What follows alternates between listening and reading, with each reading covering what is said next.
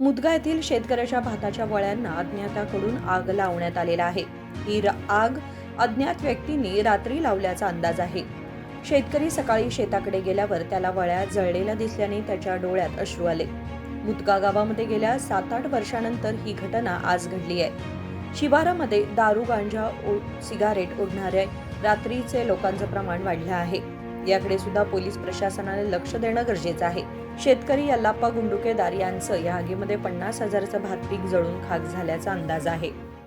आज सकाळी एक शेतकऱ्यासाठी वाईट घटना घडलेली आहे। आमच्या गावचे शेतकरी यल्लाप्पा गुंडुकेदार यांच्या ज्या शेतातील 2 भाताच्या वळ्या होत्या, त्या वळ्यांना कोणीतरी रात्री मस्तीपणाने एक दुर्दैवी घटना घडून गेलेली आहे। आग लावून त्या वळ्यांना पेटवून दिलेलं आहे।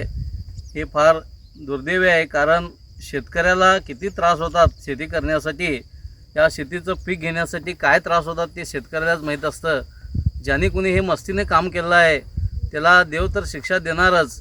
तरी मी या माध्यमातून एक विनंती करतो की ज्या कोणी हे केलं असेल किंवा हे घडलं असेल तर यासाठी सर्वांनी आम्ही प्रयत्न करून त्यांना याच्याबद्दल मोबदला मिळावा, यासाठी आम्ही सर्वजण मिळून प्रयत्न करूया।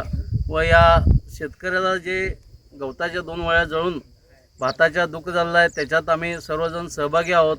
कारण असं होणं हे दुर्दैवी आहे, हे कधीही घडू नये। ज्या कुणाला त्यांच्यावर राग असेल किंवा काही असेल तर त्यांनी येऊन त्यांना त्यांच्याशी उज्जत गाठली तरी चालेल, परंतु शेतीचं नुकसान करणं किंवा जनावरांचं पोटापाण्याचं नुकसान करणं हे फार दुर्दैवी आहे। असं घडू नये।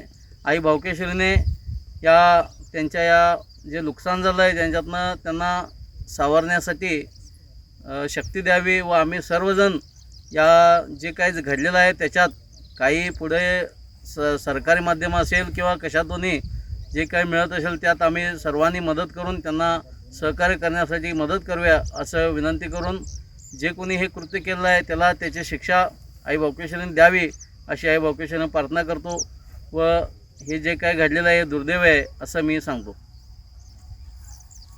Nikhil असुकर, KMM Marathi, Belgaum. Bureau report, KMM Marathi, Belgaum.